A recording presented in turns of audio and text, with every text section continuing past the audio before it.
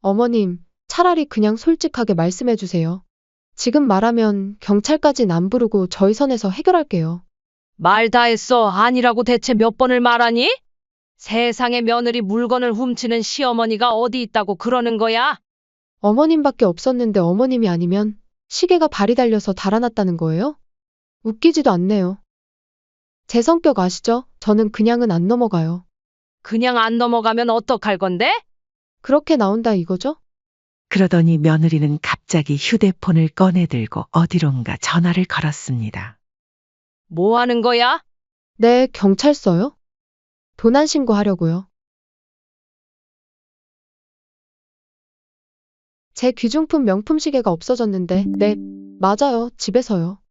정임 씨는 하얗게 질렸습니다. 며느리가 정말로 경찰에 신고를 한다는 거였죠. 너 지금 뭐 하는 거야? 나 살다 이런 수모는 처음 당해본다.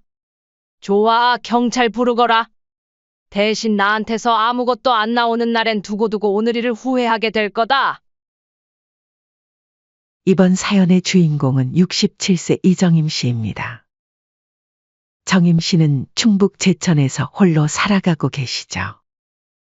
남편은 아들이 어렸을 때 광산 사고로 세상을 떠났고 외아들 하나만 바라보며 분식집을 전전하며 살아왔습니다. 그 긴 세월 동안 정임 씨가 아들을 위해 쏟아낸 것들은 셀 수 없이 많았습니다. 새벽 3시부터 일어나 분식집에서 떡볶이를 끓이고 김밥을 말고 튀김을 부치며 모은 돈으로 아들의 대학 등록금을 댔죠. 결혼할 때는 예식 비용과 신혼여행비까지 모두 정임 씨가 마련했습니다. 그리고 마지막으로 아들 부부의 신혼집까지 모든 것이 정임 씨의 손에서 나왔습니다. 집 명의는 며느리 앞으로 되어 있었지만 정임 씨는 한 번도 내색하지 않았죠. 아들이 행복하면 그것으로 충분하다고 생각했거든요. 그러다 며칠 전 가까운 지인의 부고를 듣게 되었습니다. 20년 넘게 알고 지낸 동네 언니였는데 갑작스럽게 세상을 떠났다는 소식이었죠. 장례식장이 서울에 있어. 한참을 망설이다가 정임 씨는 용기를 내어 아들에게 전화를 걸었습니다. 민서가 엄마 서울 좀 올라가야 되는데 하루만 너희 집에서 묵어도 될까? 전화 너머로 잠시 침묵이 흘렀습니다. 아들의 목소리에는 망설임이 담겨 있었죠. 알겠어요. 지은이한테 말해볼게요. 그 한마디에서 정임 씨는 이미 예감했습니다. 환영받지 못한다는 것을 말이죠. 하지만 달리 방법이 없었습니다. 그렇게 장례식을 마치고 저녁 무렵 서울 아들 집에 도착한 정임 씨는 초인종을 눌렀습니다. 오랜만에 보는 아들 집이었는데 왠지 발걸음이 무거웠죠. 문을 연 건 며느리였습니다. 정임 씨는 반갑게 인사를 건넸지만 며느리의 표정은 차갑기만 했습니다. 인사도 대충 받고는 건조한 목소리만 흘러나왔습니다. 짐은 저쪽 방에 두시고 슬리퍼 신으세요. 정임 씨는 작은 여행 가방을 끌고 며느리가 가리킨 방으로 향했습니다. 아들은 보이지 않았고 집안은 을씨년스럽게 조용했죠. 저녁 시간이 되었지만 며느리는 식사 준비를 할 생각도 하지 않았습니다. 정임 씨는 조심스럽게 물어봤습니다. 지은아, 저녁은? 저희는 저녁 먹었어요. 냉장고에 반찬 좀 있으니까 알아서 챙겨 드세요. 며느리는 마치 모르는 사람에게 하는 것처럼 무뚝뚝하게 대답했습니다. 정임 씨는 당황했지만 뭐라 할 수 없었죠. 부엌으로 가서 냉장고를 열어보니 몇 가지 반찬이 들어 있었습니다. 정임 씨는 찬밥을 데워서 반찬 몇 가지를 덜어 조용히 식사했죠. 혼자 먹는 저녁이 이렇게 쓸쓸할 줄은 몰랐습니다. 식사가 끝나가자 며느리는 한마디를 툭 내뱉었습니다. 어머님, 그거 드신 거는 직접 설거지하세요. 며느리는 이미 거실로 돌아가 버렸고 정임 씨는 다시 아무 말 없이 고무장갑을 끼고 설거지를 시작했습니다. 그릇 하나, 수저 한 벌을 씻는 일이 이렇게 서럽게 느껴질 줄은 몰랐습니다. 설거지를 한다는 것 자체가 서럽다기보다는 시어머니와 거리를 두려고 하는 며느리의 모습이 서러웠죠. 설거지를 끝내고 방에 들어가려던 찰나 며느리는 또다시 말을 던졌습니다. 그리고요, 내일 아침에 저희 외출하거든요. 어차피 주무시고 가실 거면 거실 정리랑 화장실 청소 좀 부탁드릴게요. 정임 씨는 당황했습니다. 잠깐 하룻밤 신세를 지는 건데 청소까지 해야 한다는 말인가요? 그것도 화장실까지 말이죠. 며느리는 마치 당연하다는 듯 덧붙였습니다. 대신 숙박비는 안 받을게요. 호호. 숙박비라고. 농담이에요, 농담. 또 심각해지셨다. 정임 씨는 애써 미소를 지으며 고개를 끄덕였습니다. 그래, 알겠다. 그때 아들이 퇴근해서 돌아왔습니다. 정임 씨는 반가운 마음에 인사를 건넸지만 아들의 표정도 어색하기만 했죠. 엄마, 왔어요. 응, 고생 많았지. 네. 피곤해서 먼저 씻고 쉬어야겠어요. 아들은 어머니와 제대로 된 대화도 나누지 않고 방으로 들어가 버렸습니다. 정임 씨는 혼자 거실에 남겨졌고 마음 한구석이 씁쓸해졌죠. 밤이 되어 정임 씨가 방에 누워 있는데 거실에서 아들과 며느리의 대화 소리가 들려왔습니다. 벽이 얇아서 대화가 그대로 들렸죠. 아들의 목소리였습니다. 지은아, 너무한 거 아니야? 그러자 며느리가 짜증 섞인 목소리로 대답했습니다. 내 엄마도 아닌데 왜 이렇게 불편하게 만드냐고. 하루라도 싫어. 그래도 우리 엄마인데. 당신 엄마지 내 엄마예요? 당신이 알아서 해요. 나는 정말 스트레스 받아 죽겠어. 정임 씨는 이불을 머리까지 끌어올렸습니다. 귀를 막고 싶었지만 며느리의 목소리는 계속 들려왔죠. 진짜 언제까지 이런 식으로 와서 눈치 없게 굴 거야? 정임 씨는 눈물이 났습니다. 67년을 살아오면서 이런 취급을 받아본 적이 없었거든요. 자신이 아들을 위해 쏟아낸 모든 것들이 무색해지는 순간이었습니다. 그 순간 정임 씨는 깨달았습니다. 자신은 이 집에서 가족이 아니라는 것을요. 다음 날 아침 정임 씨는 일찍 눈을 떴습니다. 어젯밤 며느리의 말들이 머릿속에서 맴돌아 잠을 제대로 이루지 못했거든요. 방에서 나오자 며느리가 부엌에서 아침 준비를 하고 있었습니다. 정임 씨는 조심스럽게 인사를 건넸지만 며느리는 고개도 돌리지 않고 슬쩍 눈치만 주며 말했습니다. 어머님, 오늘 저는 친구 만나서 점심 먹고 올 거고 민석 씨는 회사 나가서 저녁에 들어올 거예요. 정임 씨는 고개를 끄덕였습니다. 그러자 며느리는 마치 기다렸다는 듯 덧붙였습니다. 거실 바닥에 먼지가 좀 있더라고요. 물걸레질 한번 부탁드려도 될까요? 정임 씨는 순간 당황했습니다. 어젯밤에도 청소 이야기를 했는데 지금 또 추가로 시키는 건가요? 그리고 세탁기 돌린 수건은 베란다에 널어주시면 돼요. 아, 그리고 화장실도 좀 깨끗하게 해주세요. 어제 말씀드린 거 기억하시죠? 며느리는 마치 할 일 목록을 읽어주듯 차근차근 말했습니다. 정임 씨는 무표정한 며느리의 말투에 뭐라 할 수 없었죠. 아들이 아침을 서둘러 먹고 회사로 출근했습니다. 정임 씨와는 눈도 마주치지 않고 나가더군요. 그럼 저도 나갈게요. 점심 먹고 2시쯤 들어올 거예요. 어머님은 오늘 언제 가세요? 오후에 기차 타고 내려갈 예정이야. 아, 그래요. 그럼 제가 오기 전에 나가실 수도 있겠네요. 혹시 모르니까 현관문 꼭 잠그고 나가세요. 며느리는 그렇게 말하고는 집을 나섰습니다. 정임 씨는 혼자 남겨진 집에서 한숨을 내쉬었습니다. 그렇게 정임 씨는 며느리가 지시한 집안일을 하나씩 해나가기 시작했죠.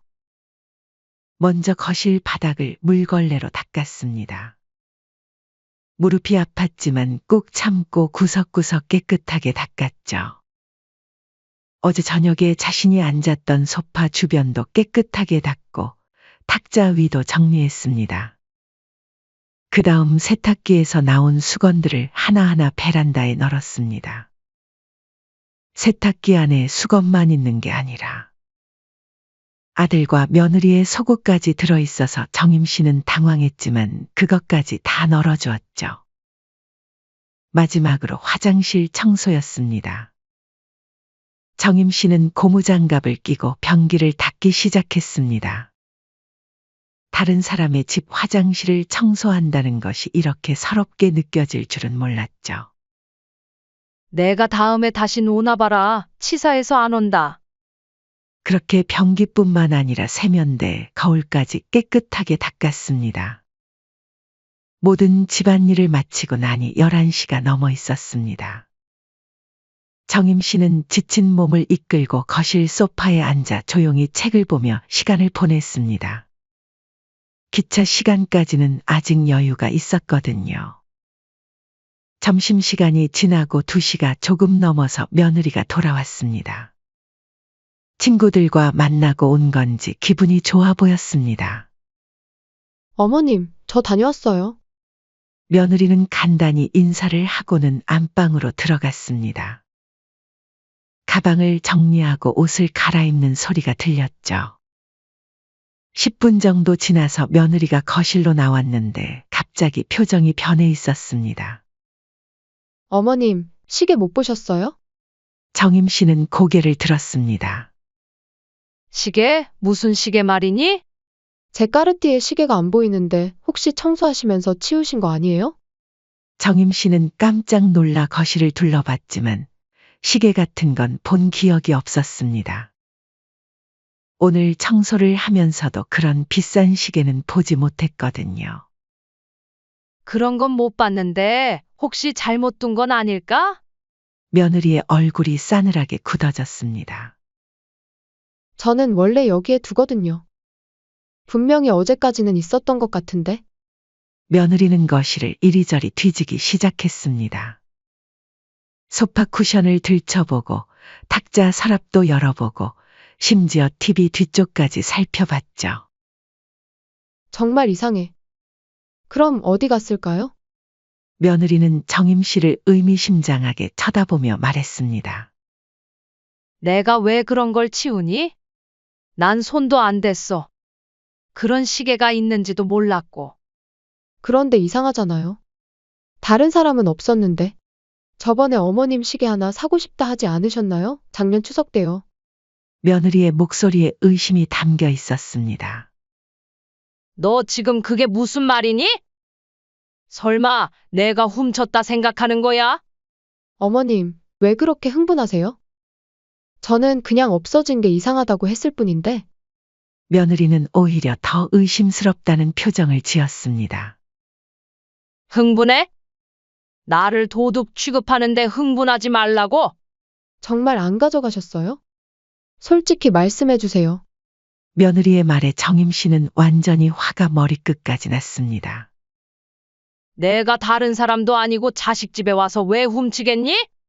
아니, 그렇잖아요. 이 집에 들어온 사람은 어머님밖에 없었는데. 너가 최근에 차고 나가서 흘린 거 아니니?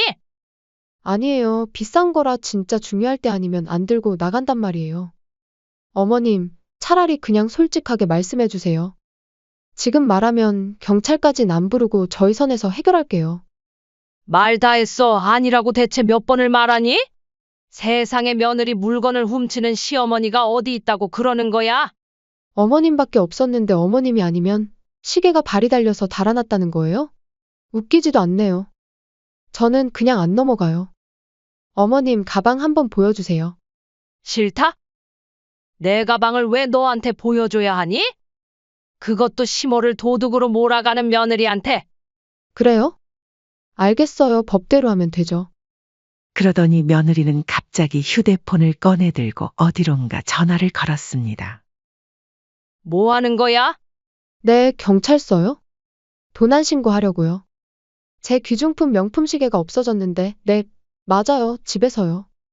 정임 씨는 하얗게 질렸습니다.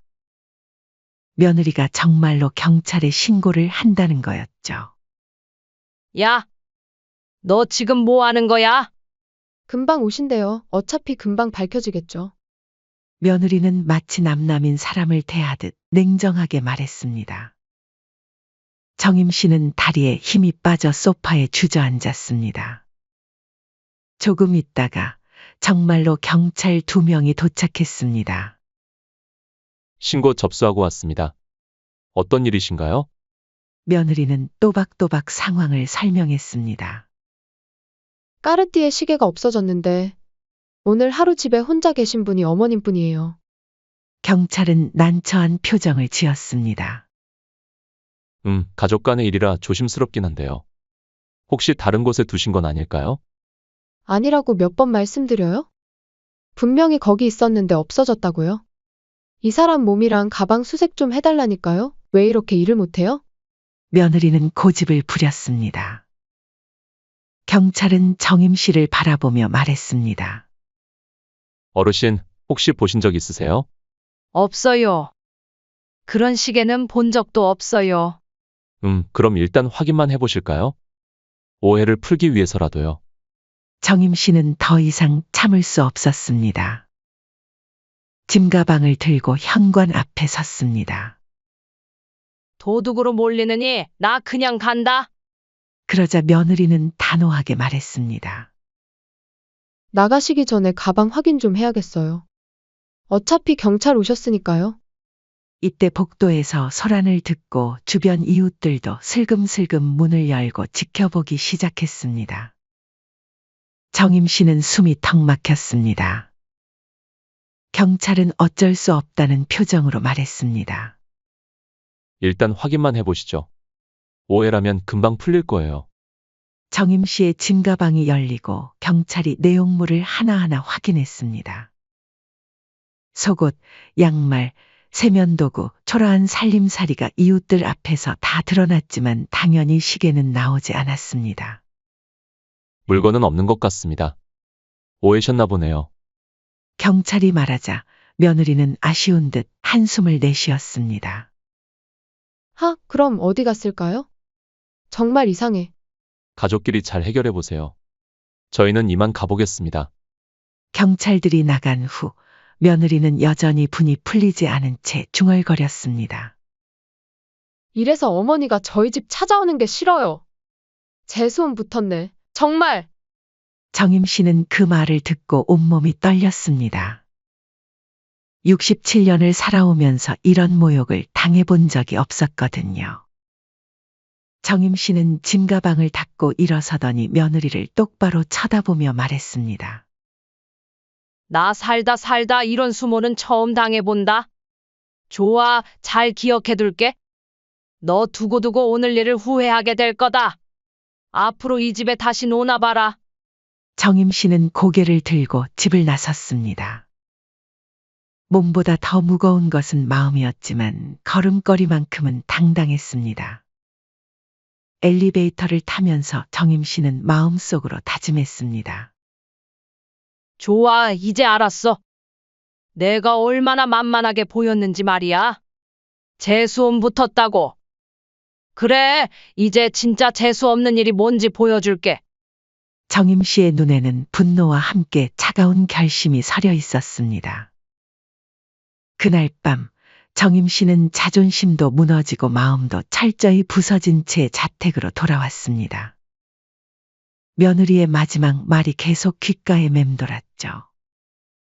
이튿날 오후 정임 씨는 집에서 멍하니 앉아 있는데 은행에서 전화가 걸려왔습니다. 고객님, 대출 연체 안내 전화드렸는데요.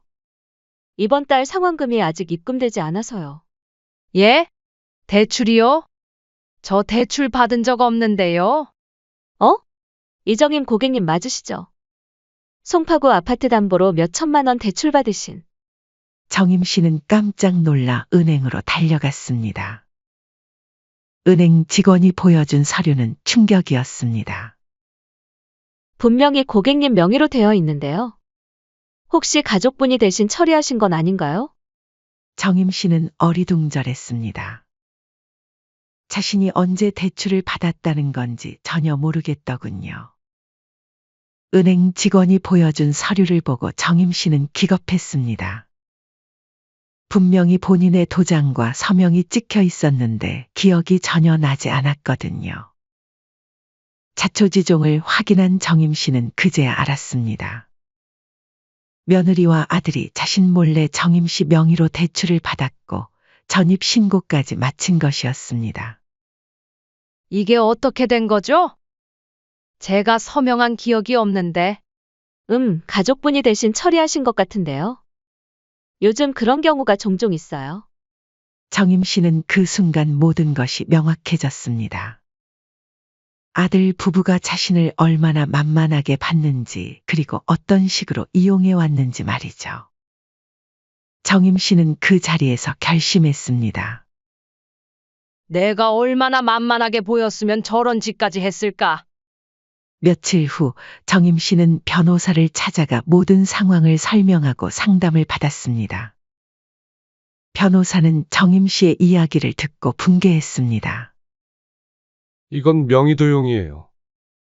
어르신 동의 없이 대출을 받고 전입신고까지 한 건 명백한 범죄 행위입니다. 그럼 어떻게 해야 하나요? 즉시 대출 정리와 명예회수, 전입 무효 및 명도소송 절차에 착수해야 합니다. 어르신 소유의 아파트니까 법적으로는 충분히 가능해요. 정임 씨는 변호사의 말에 고개를 끄덕였습니다. 그리고 모든 법적 절차를 진행하기로 했죠. 먼저 아파트 관리사무소에 연락해서 아들 부부의 출입을 제안했습니다. 명의자 본인이 요청하는 거니까 법적으로 문제 없어요. 필요하시면 비밀번호도 바로 교체해 드릴게요. 관리소장은 정임 씨의 요청을 흔쾌히 들어주었습니다. 그렇게 퇴근한 아들과 며느리는 집 앞에 나타났습니다. 현관 비밀번호가 바뀌어 있어서 들어갈 수 없었죠. 급한 마음에 관리사무소로 달려갔지만 거기서도 차가운 대답만 들었습니다. 죄송합니다. 명의자이신 어머님께서 출입 금지를 요청하셨어요. 법적 절차가 진행 중이라 저희로서는 어쩔 수 없습니다. 아들은 당황했고 며느리는 화가 났습니다. 이게 말이 돼요? 우리가 여기서 살고 있는데. 법적으로는 어머님 소유의 집이니까요. 죄송합니다. 그렇게 발등에 불이 떨어진 아들 부부는 정임 씨에게 전화를 걸었죠. 엄마, 미쳤어요. 대체 왜 이러는 거예요? 맞아요, 어머니. 동네 사람들한테 다 얘기할 거예요. 얼마나 이상한 시어머니인지. 정임 씨는 마지막 말을 남겼습니다. 지윤아, 잘 들어. 도둑년은 내가 아니고 너였네. 내 명의로 멋대로 대출받고 나를 도둑으로 몰고 내가 어미로서 도닦는 심정으로 너네한테 한 달 정도 집구할 시간은 줄 테니 그 안에 짐 싸서 나가거라. 엄마, 갑자기 이렇게 하는 게 말이 되나요? 그리고 제가 봐도 오해할 만했더만요. 그냥 가방 보여주면 되지 왜 그걸 또 뻗팅기셔서 일을 키우셔서요? 나 더 이상 할 말 없으니 이만 끊는다. 며느리가 동네에 소문을 낼 거라고 위협했지만 정임 씨는 두렵지 않았습니다. 오히려 진실이 밝혀지기를 원했거든요. 그리고 다음 날 정임 씨는 부동산에 가서 아파트를 매물로 내놓았습니다. 시세보다 조금 싸게라도 빨리 팔고 싶어요. 특별한 이유가 있으신가요? 새로운 시작을 하고 싶어서요. 부동산 중개인은 정임 씨의 단호한 눈빛에 더 이상 묻지 않았습니다. 며칠 뒤 매수자가 나타났고 계약은 금방 진행됐습니다. 그리고 아들에게 짧은 문자가 날아갔습니다. 그 집 팔았고 계약 끝났다. 한 달 안에 짐 정리해. 정임 씨는 휴대폰을 끄고 창밖을 바라봤습니다. 이제 정말로 새로운 시작이었습니다. 아들과 며느리는 뒤늦게 집이 매각됐다는 사실을 알게 되었습니다. 계속해서 문자를 보내고 집 앞까지 찾아왔지만 정임 씨는 끝내 문을 열어주지 않았죠. 며칠 후 아들이 울먹이는 목소리로 전화를 걸어왔습니다. 엄마, 시계 찾았어요. 지훈이가 친구 집에 놓고 온 거였어. 그냥 오해였어요. 죄송해요. 한 번만 용서해주면 안 될까요? 정임 씨는 짧게 대답했습니다. 그날 나를 어떻게 대했는지 기억하고 있어. 그게 오해였든 아니든 너희가 날 어떻게 생각하는지 그날 다 알았어. 엄마, 제발 한 번만 더 기회를. 더는 엄마, 아들 아닌 거 알지? 연락하지 마라. 정임 씨는 전화를 끊었습니다. 그 후로도 며느리는 동네 곳곳에 정임 씨에 대한 험담을 퍼뜨렸습니다. 하지만 정임 씨가 아파트를 매각한 이유와 명의도용 사실이 알려지면서 오히려 사람들은 정임 씨를 동정하게 되었죠. 며느리의 계획은 완전히 뒤바뀌었습니다. 동네 사람들은 며느리를 손가락질했고 아들 부부는 결국 다른 곳으로 이사를 가야 했습니다. 정임 씨는 아파트 매각 대금으로 제천 근처에 조용한 전원주택을 구입했습니다. 서울 아파트를 판 돈의 절반만 써도 충분했고 남은 돈은 노후 자금으로 저축했죠. 새 집에서의 첫날 밤, 정임 씨는 창가에 앉아 별을 바라봤습니다. 그동안 아들을 위해 희생한 모든 시간들이 떠올랐지만 더 이상 후회하지 않았습니다. 며칠 후 변호사를 통해 유언장을 작성했습니다. 향후 남은 재산은 사회복지단체에 전액 기부함, 가족 없음. 펜을 놓는 순간 정임 씨는 무거운 짐을 내려놓은 듯한 해방감을 느꼈습니다. 한 달 후 아들이 새 집 주소를 수소문해서 찾아왔습니다. 혼자였습니다. 엄마, 정임 씨는 잠시 망설이다 문을 열어 아들을 들였습니다. 거실에 앉은 아들은 예전과 달리 초췌해 보였습니다. 엄마, 저 많이 반성했어요. 정말 죄송합니다. 반성? 뭘 반성했는데? 엄마를 가족으로 생각하지 않고 항상 제 편의대로만 생각했던 거요. 엄마가 얼마나 서운하셨을지 이제야 조금 알 것 같아요. 정임 씨는 아들의 말을 묵묵히 들었습니다. 진심이 느껴졌지만 감정이 크게 흔들리지는 않았습니다. 이미 많은 것을 내려놓았기 때문이었죠. 지훈이는? 저희 잠시 떨어져 지내고 있어요. 많은 대화를 나눴는데 서로 맞지 않는 부분이 너무 많더라고요. 정임 씨는 놀랐지만 크게 동요하지 않았습니다. 그저 고개를 끄덕였을 뿐이었죠. 엄마, 다시 한 번만 기회를 주세요. 제가 이제 잘할게요. 정임 씨는 창밖을 바라보며 말했습니다. 재훈아, 지금 내 삶이 행복하단다. 너와 함께 하든 그렇지 않든 내 삶은 내가 책임지고 갖고 나갈 거야. 그리고 너도 넌데 사과를 해도 지훈이가 와서 해야지 안 그러니? 아들은 천천히 고개를 들었습니다. 어머니의 달라진 모습에 놀란 듯했죠. 시간을 두자. 그동안 끼니 거르지 말고 건강 잘 챙기고. 아들은 고개를 끄덕이고 일어났습니다. 떠나기 전 작은 선물 상자를 내밀었죠. 생신 선물이에요, 엄마. 정임 씨는 선물을 받아들고 아들을 배웅했습니다. 문이 닫히고 혼자가 된 거실에서 선물 상자를 열어보았습니다. 그 안에는 작은 목걸이가 있었습니다. 비싸 보이지는 않았지만 정성이 느껴졌죠.